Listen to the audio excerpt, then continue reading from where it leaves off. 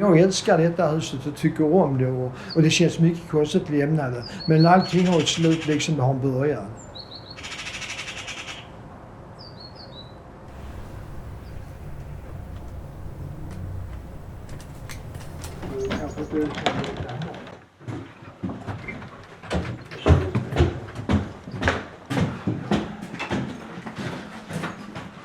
Och det är en annan sak när man är ung va. Och när man känner sig frisk och man tar tag i skiten. Men du vet att man är snart 80 år. Ont i hela kroppen och så ska man stå och hålla på och laga galler och sånt.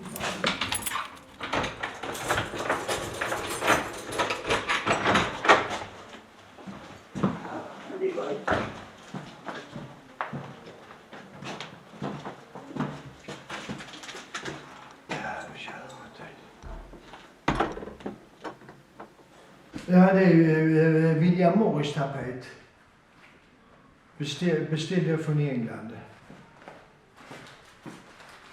Ja. Och så satt upp sådana listor. Du vet alltihopa kommer från rivningshuset.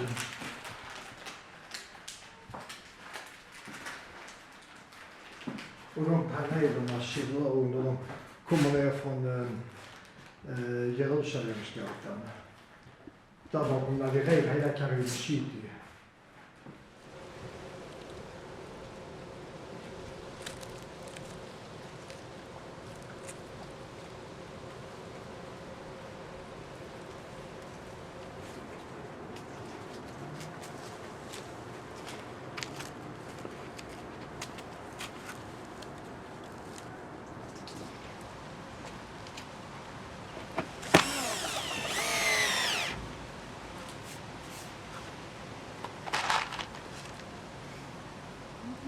Han har ju länge sagt att han känner sig för trött. Han inte orkar länge. Så vi har haft mycket så här planer på att försöka ta över på något sätt. Man ser det där att det är svårt när inte alla... För då skulle vi behöva få banklån och sådär och det är inte alla som har möjlighet till det. Så då känns det väl lite så hopplöst.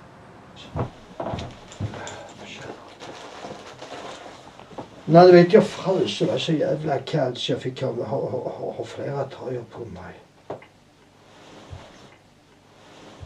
Fy fan. Och så har jag ingen värmepulver hemma heller. Bara för att, vet du, oljan har blivit så dyr va. Så jag sket i att ha värmepulver hemma så att, bara för att det är viktigt att jag kan köpa olja här ju.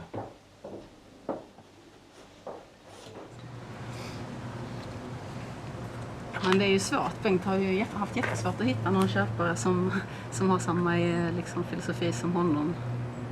Någon som kan tänka sig köpa det men bevara det i samma stil och så. Det är väl där det ofta har fallit att han har luskat lite i vad de vill göra. Så har det visat sig att de vill ha vit plastfärg och renovera och förstöra. Då har han struntat i det.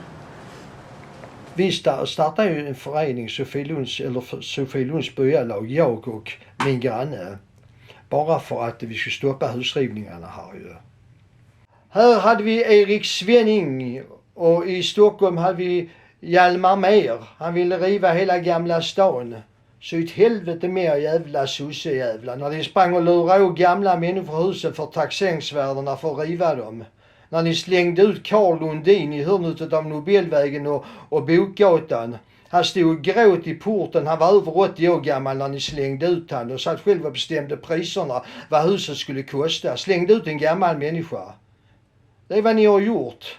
Och när ni skulle lura huset av min mor för taxeringsvärdet, era jävla äckel. Och när det var en lantbrukare som sköt sig i Sturup när ni brände ner hans gård. Kan ni få höra det? Du där brände ju ner gårdarna dagen innan julafton.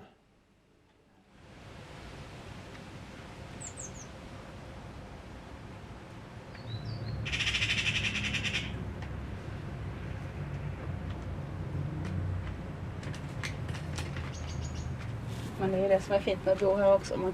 Det är lite mer som att bo på landet fast att det är stan. Det är liksom en liten oas här där man kan stå ut med att bo i stan för att det är lite som på landet. Och sen så går man bara ut på gatan så är man mitt i centrum. Men det är väldigt, och det är också så lugnt här liksom, ljud och sånt. Det är verkligen en liten oas.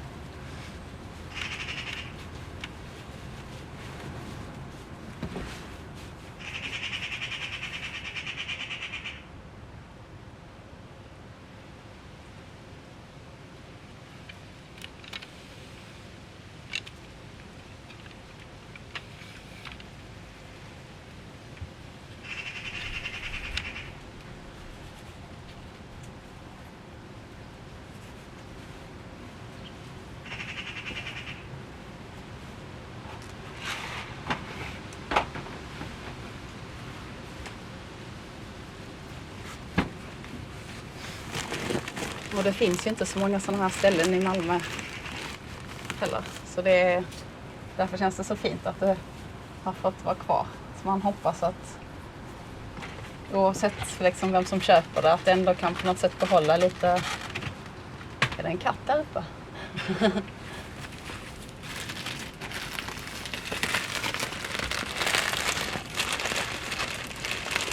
Så att det har varit liksom det är ju en samlingspunkt också lite så för många människor, för att vi har fester eller också för att vi känner någon som bor här, så blir det som att det blir ett stort socialt nätverk där många verkligen tycker om att komma hit och få vara liksom, att det är något speciellt att vara i den här miljön. Man mår bra av det. Ser du en ung pågabil som sitter där på en moped? Ja, det är det. Med väskan på flaket med skruvmejsel och ficklampa, och så jag kan plocka gamla dörrhandtag och plocka gamla gjutjärnsventiler och grejer. Nej, jag tyckte det var för nytt hus. Jag tyckte inte om 50-tal. Plasthandtag på dörrarna och alla de människorna var fel sorts människor, så jag trivdes inte bland folket där.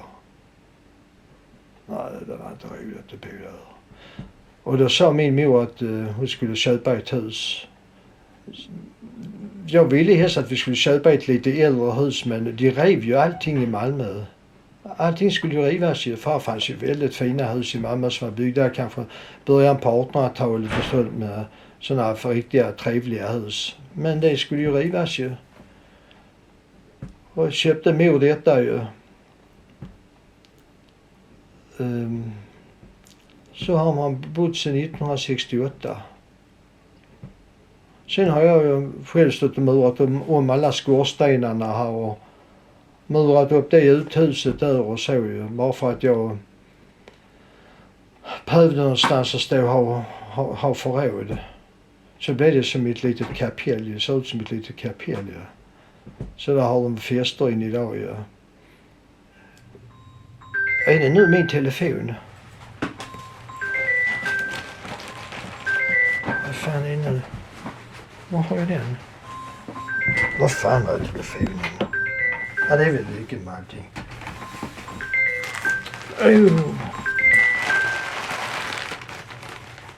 Ja, vi sitter och snackar här va, en stund va. Ja, och så han håller på nu att intervjua mig och jag försöker och väcka min hjärna till liv här och försöker komma ihåg. Du vet, jag är en gammal människa, så du får begripa ju att jag börjar bli senil. Jag kommer inte ihåg så mycket. Nej, så försöker jag tala om för han att när jag var ung så ville jag skulle vara intresserad av fotboll och sånt jävla skit. Ja. De som är intresserade av fotboll, är det lite fel i huvudet på dem. Jag springer och sparkar på en boll, det blir för fan ingenting av det ju. Va? Jag tror nog att det är inte riktiga i huvudet. Och det är arkitekter som sitter och ritar svarta fyrkantiga lådor och river vackra gamla hus. Det är fel i huvudet på dem också. Ja, det kan man undra. Jag berättade inte för dig när jag var bjuden på fest, så hamnade jag sedan om en arkitekt. Ja, som inte visste något om... Nej, han satt och berättade hur äckliga hus han ritar. Så det slutade med att det blev ett liv på kalaset. Det var när Eliza fyllde år ju. Ja. Så jag går djävulen riktigt. Jag sa, sitter du och ritar en jävla massa äckliga fula hus som vi ska glo på. Så har de rivit fina vackra gamla hus där, sa jag. Vi slutar med stor ovänskap på Leisas kalas där. Sen så... Det blir inget slagsmål. Nej, jag skulle... Han skulle ha sig riktigt propp, den jäveln. Ja, nej, så att hur det än var så blev det. Nej, vet jag tycker gott att man kan ge folk besked riktigt. Bara så de inte tror att de är duktiga. Nej, precis.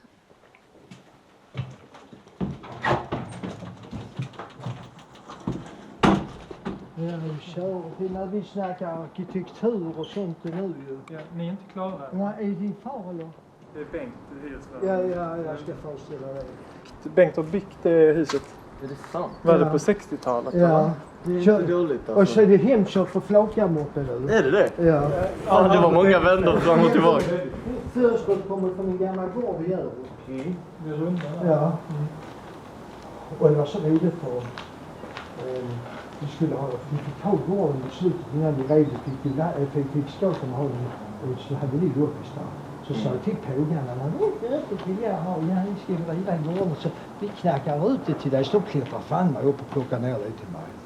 Och de första där sitter på sidan, de har suttit i tvättstugan på Torpgatan, de rev ett hus i hörnet på Torpgatan, Spågatan. Vad är det för någonting? Jesus. Modern. Ja, ja, och portarna har gjort det Folkets Parks gamla plan. Jag gillar det. Det är ett fint hus. Ja.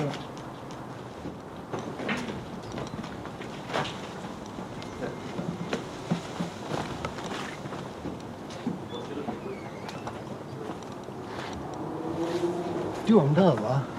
Det var när jag skulle riva ett hus på Södra Förstadsgatan. Så fick jag ta en steg och köra dit och högt upp, för de satt ju uppe mellan andra våningen och första våningen uppe satt ju. Så fick jag köra dit när rivningsgubbarna hade gått hem och knacka ut dem. Och portarna kom ju från Folkets Parks gamla plank. Kom du här med mig.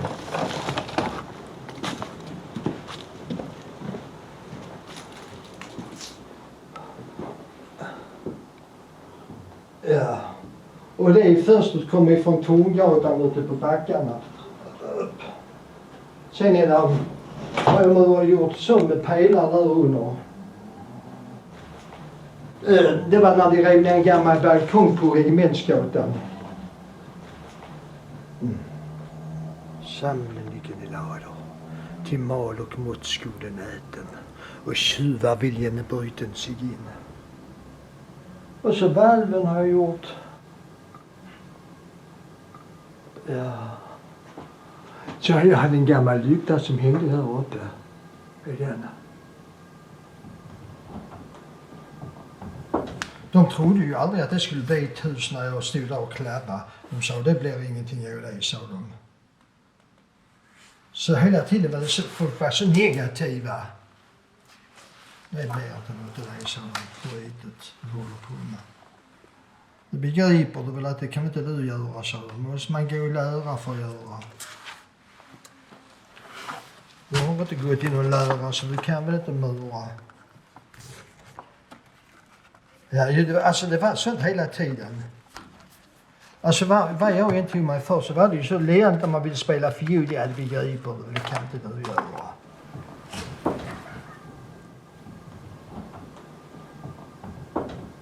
Men ut med kattjäveln, eller med den lilla casen, ja. Denna verandan har jag byggt upp själv också. Och dörrarna kommer ifrån Trollebergsvägen i Lund när de rev ett hus där. Så jag skulle på en fest, va. Så kom jag förbi Trollebergsvägen. Det skulle vara gåsamiddag. Och där var ju alla lumpe samma som jag som håller på med loppisar och sånt. Så vi hade dukat bord där och så kom jag och tänkte, nej fan vad roliga dörrar här rev i den här rivningskåken. Så jag tänkte, hur fan ska jag var i Lund ju. Så jag tänkte, hur ska jag ta dem? Hur ska jag bära mig åt? Tänkte jag, nej där står en gammal barnvagn där, ja men då snor jag den. Så jag tog barnvagnen och det lastade dörrar och många som helst staplar på. Och så gick jag med den ut i festen. Så vad du är sen, vi sitter och väntar med maten, Bengt. Ja, jag blev lite sen. Bara för att jag kom förbi här borta, det var så trevliga dörrar. Jag har dem utanför, de ligger på en barnvagn. Jag får dem inte till Malmö. Anders! När du ska in till Malmö, du har ju bil. Du tar dörrarna med mig in till Malmö. Ja, så kör han in till mig. Jag tänkte först jag skulle göra till krogen. Sätta mig, jag brukar vara på Bullen. Det är en krog som ligger på Storgatan. Men så tänkte jag, nej fan, jag kör. Kollar borta där istället. Tänkte jag, ja. Så tänkte jag hade krasat under benen. Jag tänkte inte mer på det, så gick jag upp och rota efter grejer och sånt. Och hittade grejer och sanera. Och jag hittade ett brev från en känd person också. Jag vet inte om man ska säga sånt. Men i alla fall, hur jag var så tänkte jag få se vad det är jag trampar på. Så såg jag att det var gravar. Jag hade grävt ut, det var skelett jag gick trampa på. Revben och... Så hade jag satt dödskallar på en hylla där och sånt. Men jag fick grejerna med mig.